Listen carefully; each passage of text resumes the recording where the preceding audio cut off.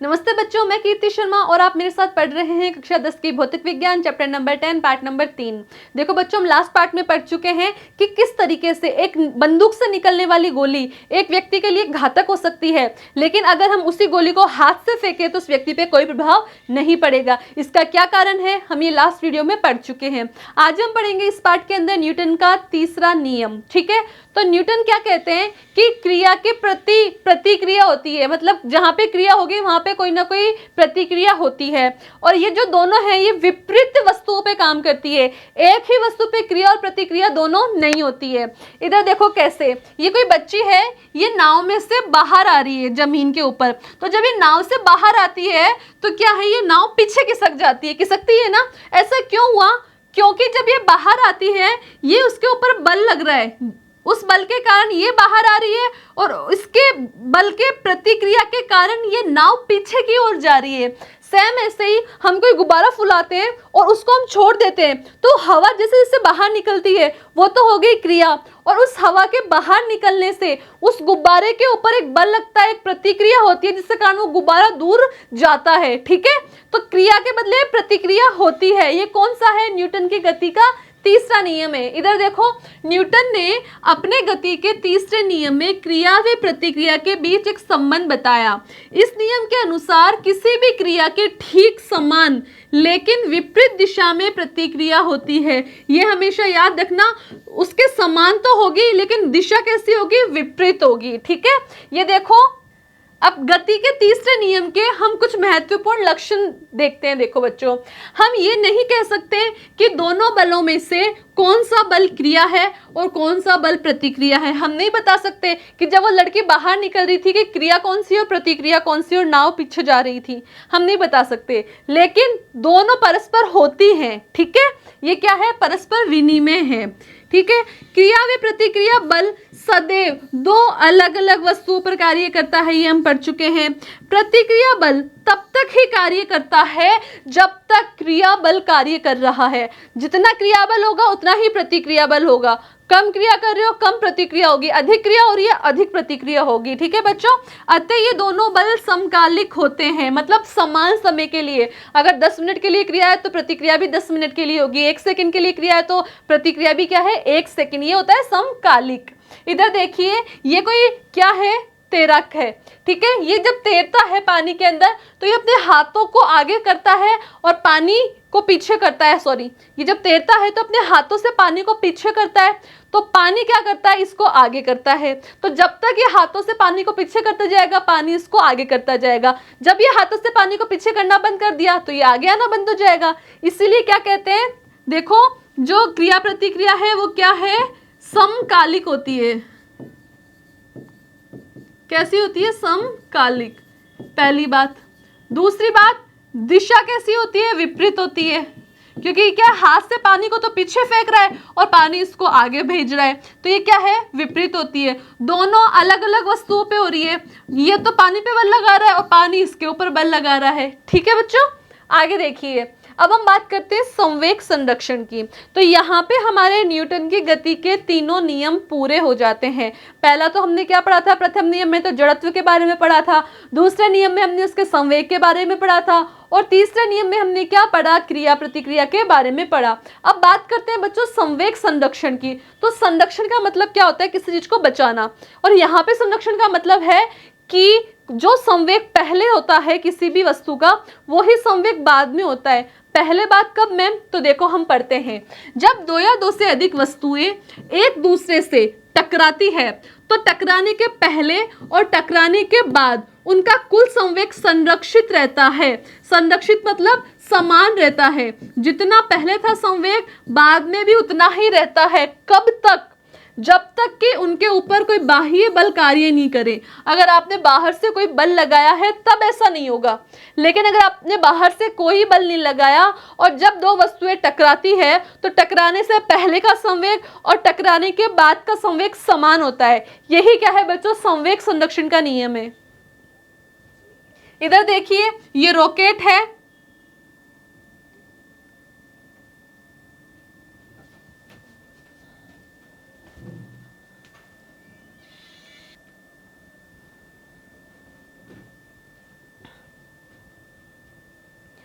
ठीक है बच्चों, अब आगे एक और एग्जांपल देखते हैं हम। हमारे पास ये जेट यान है ना, तो क्या होता है रॉकेट के अंदर, इस रॉकेट के अंदर ईंधन भरा होता है। ये ईंधन जब जलता है तो जलने से क्या है, इधर धुआं निकलती है, ये धुआं पीछे की ओर निकलती है, और पीछे की ओर निकलने के कारण जब ये धुआं निकलती है तो ये इस रॉकेट के ऊपर बल लगाती है, क्योंकि इस रॉकेट से तो धुआं निकल रही है और ये इसके ऊपर ये क्रिया हो रही है, ये इसके ऊपर प्रतिक्रिया करेगी, मतलब ये इसके ऊपर बल लगाएगी और इस धुआं द्वारा इस रॉकेट के ऊपर बल लगाया जाता है और ये रॉकेट क्या है, आगे की ओर जाता है। ये भी क्या है, आपकी क्रिया प्रतिक्रिया का एक एग्जाम्पल है।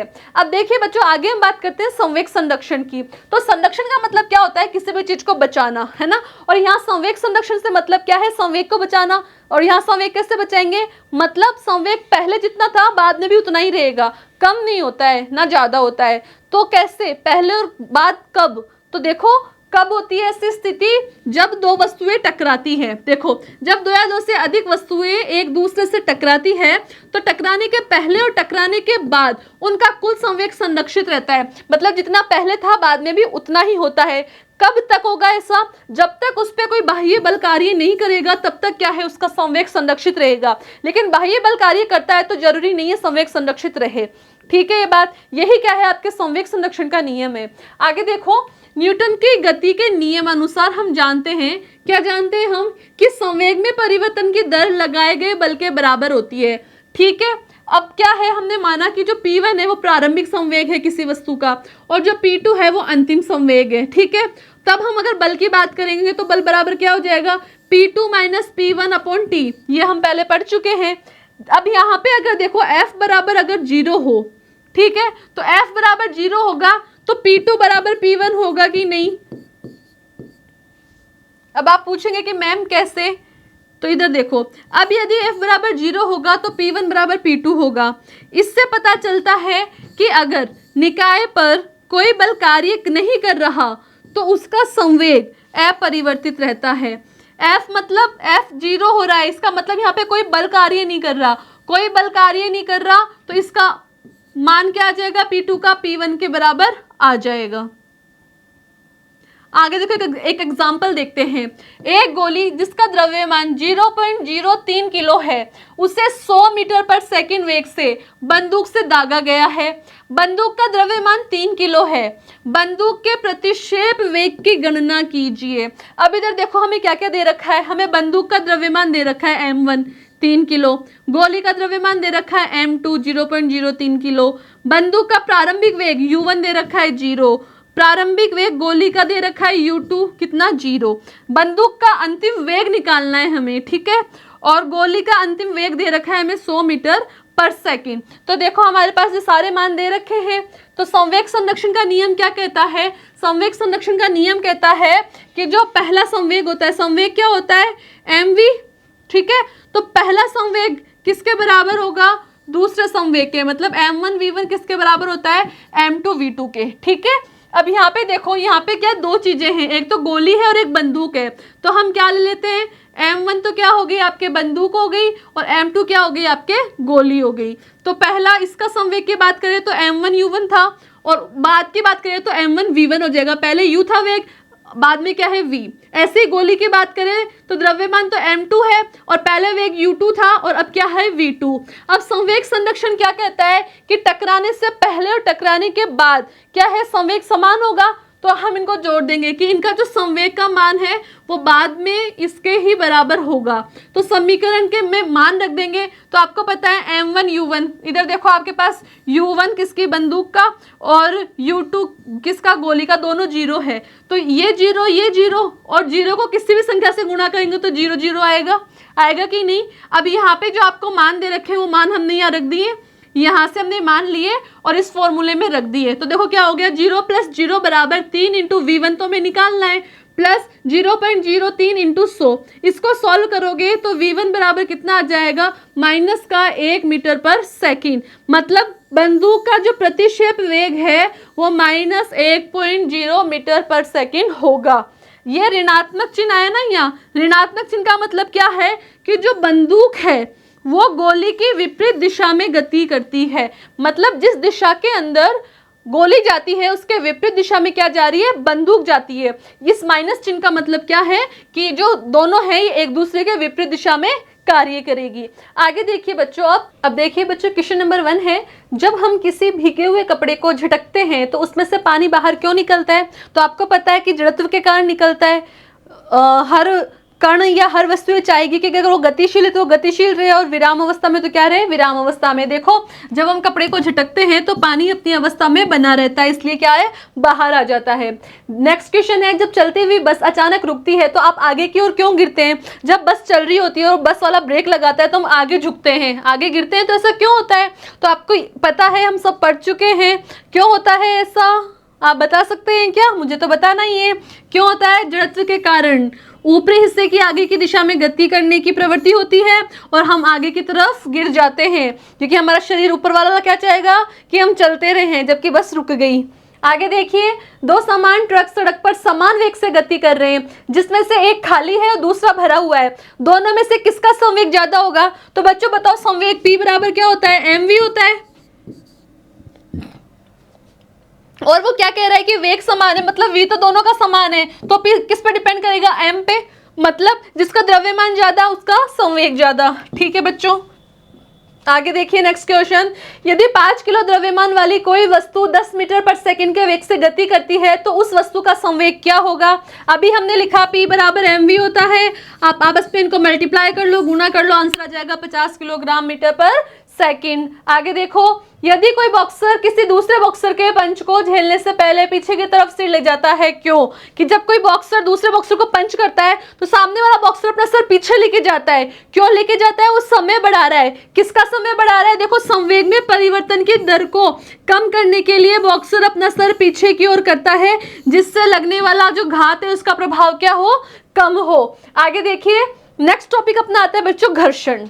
आपने देखा होगा कि कोई समतल सतह है, जैसे ये कोई सतह है, इसके ऊपर ये बॉल है, ये बॉल को आप धक्का लगाते हो, ये लुढ़कना शुरू करती है और ये लुढ़कते हुए जाके एक जगह जाके रुक जाती है। तो ये क्यों रुकी वहां जाके? ये लुढ़कती हुई क्यों नहीं रही? जबकि हम तो कहते हैं ना कि कोई भी वस्तु विराम अवस्था में तो विराम अवस्था में रहना चाहती है, गतिशील है तो गतिशील रहना चाहती है। हमने इसको गति करवा दी तो ये गतिशील रहनी चाहिए, रुकी क्यों? इसके रुकने का कारण क्या है बच्चों? घर्षण बल है। तो घर्षण बल क्या होता है? दो सतहों के बीच में लगने वाला बल होता है, ठीक है, और आपस में विपरीत लगता है। ठीक है, देखिए, न्यूटन के गति के प्रथम नियम के अनुसार यदि कोई वस्तु गतिशील है तो वह गतिशील ही रहना चाहती है जब तक कि उस पर कोई बाह्य बल कार्य ना करे। वास्तव में गेंद और कार की गति जिस बल के कारण कम हो जाती है उसे ही क्या कहते हैं? घर्षण कहते हैं। ये बॉल लास्ट में आके रुक गई, किसके कारण? घर्षण बल के कारण।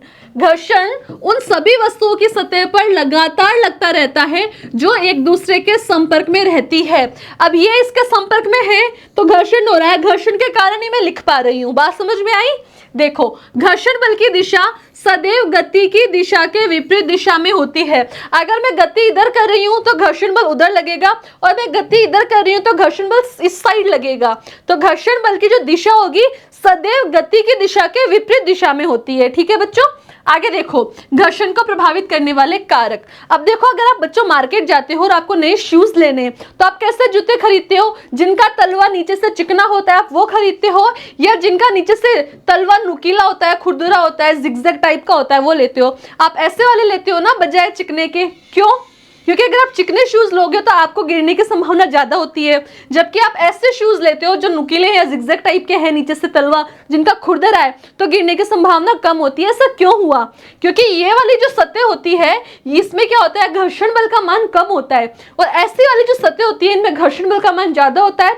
अगर घर्षण बल का मान ज्यादा होता है तो हम गिरेंगे नहीं, और घर्षण बल का मान अगर कम हो गया तो हमारी गिरने की संभावना बढ़ जाती है। ठीक है, देखो इधर, विभिन्न तरह की सतहों के बीच भिन्न भिन्न घर्षण बल होता है। एक ही सतह पर हल्के बॉक्स वस्तु की अपेक्षा भारी बॉक्स को खिसकाने में अधिक बल की आवश्यकता होती है। अब कोई सतह है, उस पर एक तो हल्का बॉक्स है और एक भारी बॉक्स है, दोनों में से किसको खिसकाना आसान है? हल्के वाले को। क्यों? क्योंकि हल्के वाला जो है वो कम बल लगाएगा, उनके बीच में कम घर्षण बल होगा। जो भारी बॉक्स होगा उनके मध्य घर्षण बल क्या होगा? ज्यादा होगा।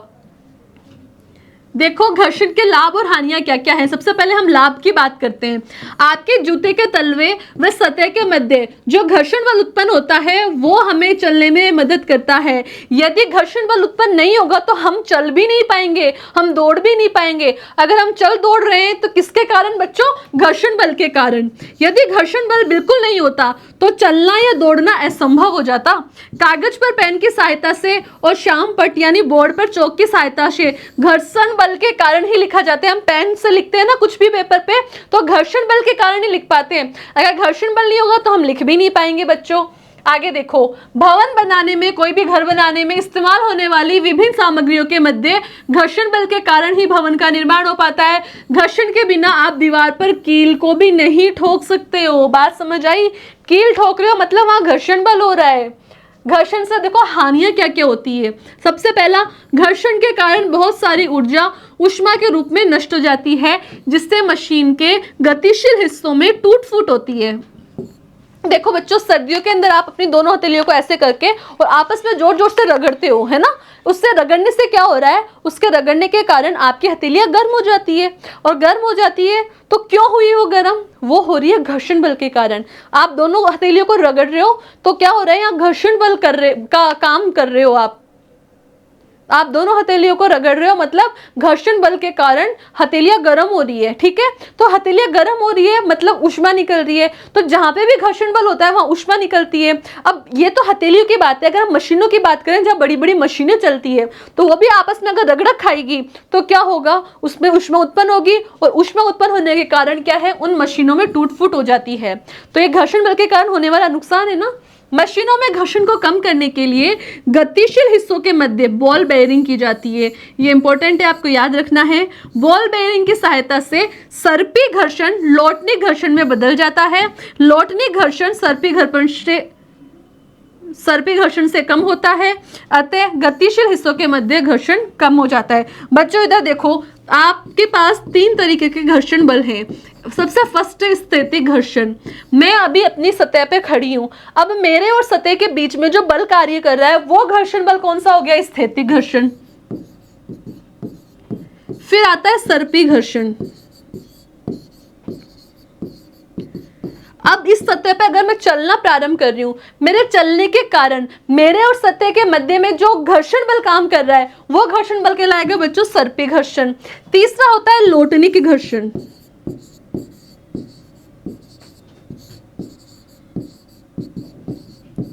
अगर वस्तु लुढ़कना शुरू कर दे, जैसे बॉल है, तो लुढ़कने के कारण जो घर्षण हो रहा है वो हो गया लोटनिक घर्षण। अब इन तीनों में सबसे ज्यादा घर्षण का मान होता है स्थैतिक घर्षण में, उससे कम सर्पी घर्षण में, उससे कम लोटनिक घर्षण में। आपसे पूछे सर्पी घर्षण और लोटनिक घर्षण में किसमें घर्षण का मान कम होगा, तो आप आंसर क्या देंगे? लोटनिक घर्षण में। तो इधर देखो, बॉल बेयरिंग की सहायता से सर्पी घर्षण लोटनिक घर्षण में बदल जाता है, और लोटनिक घर्षण हो गया मतलब घर्षण का मान कम हो गया, और घर्षण का मान यदि कम हो रहा है तो मशीन में होने वाली टूट फूट भी क्या हो जाएगी बच्चों? कम हो जाएगी। आगे बात करते हैं। पहला क्वेश्चन है, तेज गति से चलने वाली कार का इंजन बंद करने पर वह धीमी हो जाती है। अब हमने इंजन ही बंद कर दिया गाड़ी का, तो धीमी क्यों हो जाएगी? आपको पता है घर्षण के कारण हो जाएगी। आगे है, केले के छिलके पर पाँव रखने पर हम क्यों फिसल जाते हैं? देखो ये सतह है और इस पे कोई केले का छिलका पड़ा है, हम इस पे पैर रखते हैं तो हम फिसल जाते हैं। क्यों? क्योंकि देखो ये चिकना है ना, ये चिकना है, तो सतह और केले के मध्य जो घर्षण बल का मान है वो क्या हो जाएगा? बहुत कम हो जाएगा। घर्षण बल का मान कम होते ही हम क्या हो जाते हैं? स्लिप हो जाते हैं। नेक्स्ट क्वेश्चन है, स्वचालित वाहनों के पहिए खांचेदार क्यों होते हैं? कि ऐसे उनके जो पहिए है ना वो ऐसे खांचेदार होते हैं, चिकने नहीं होते। क्यों? घर्षण के लिए। अगर चिकने होंगे तो घर्षण बल कम होगा, और चिकने नहीं होंगे तो घर्षण बल क्या होगा? ज्यादा होगा। आगे देखो, प्रणोद और दाब। ये एक छोटा सा टॉपिक है अपना कि प्रणोद और दाब होता क्या है। तो मैं यहाँ पे खड़ी हूँ, ठीक है, तो मैं इस सतह के ऊपर एक लंबवत बल लगा रही हूँ। यह बल कितना है? मेरे भार के बराबर है। मैं हल्की होंगी, पतली होंगी, तो मेरे द्वारा लगाया गया जो बल है वो कम होगा, और मैं भारी हूँ तो मेरे द्वारा लगाया गया जो बल है वो क्या है? ज्यादा होगा। ठीक है, तो जो लंबवत बल लगता है ना वो ही क्या है बच्चों? उसको ही प्रणोद कहते हैं। वस्तु की सतह पर जो बल लंबवत कार्य करता है उसे ही क्या कहते हैं? हम प्रणोद कहते हैं। अब इधर देखो, ये एक कोई लकड़ी का टुकड़ा है, इसके ऊपर चारों कोनों पे हमने कील ठोक रखी है। अब हमने एक रेत से भरा हुआ पात्र ले लिया, इसके अंदर इसको हमने उल्टा रखा, मतलब जो ये वाला सिरा वाला हिस्सा है ना, उसको हमने नीचे रखा और उसके ऊपर कुछ वजन रखा। तो हमने देखा ये हल्का सा मिट्टी के अंदर, रेत के अंदर धंसता है, बिल्कुल हल्का सा नेक के बराबर, लेकिन मैंने इसको उल्टा कर दिया, घुमा दिया, और यहाँ पे नुकीला हिस्सा किसके अंदर रखा, रेत के अंदर, तो ये बहुत सारा अंदर चला जाता है। दोनों में आपको अंतर दिख रहा है, यहाँ पे तो ये अंदर नहीं धंस रहा था, लेकिन यहाँ पे ये अंदर धंसा। ऐसा क्यों हुआ?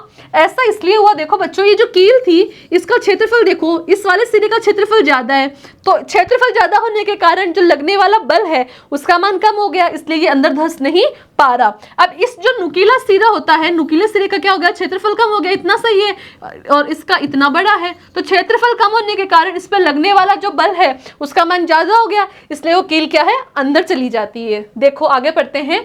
प्रणोद का प्रभाव उस सतह के क्षेत्रफल पर निर्भर करता है जिस पर यह कार्य कर रहा है। जिस क्षेत्रफल पर प्रणोद कार्य कर रहा है वह जितना छोटा होगा, इसका प्रभाव उतना ही क्या होगा, ज्यादा होगा। अब देखो, ये आपको डेफिनेशन याद रखनी है। इकाई क्षेत्रफल पर लगने वाले प्रणोद को ही क्या कहते हैं, दाब कहते हैं। तो दाब बराबर क्या हो गया, प्रणोद बट्टे क्षेत्रफल, ये आपको याद रखना है। अब इधर देखो, आपसे पूछे कि दाब का मात्रक बताओ, तो जो पास्कल नाम के वैज्ञानिक थे, इन्होंने इसके बारे में बताया था, तो इसी का हमने मात्रक क्या रख दिया, दाब का मात्रक पास्कल। ऐसे ही जो बल है, बल के बारे में न्यूटन ने बताया था, तो हमने इनके मात्रक का नाम क्या रख दिया, न्यूटन ही रख दिया है। ठीक है, आगे देखिए, दाब का अंतरराष्ट्रीय मात्रक न्यूटन मीटर,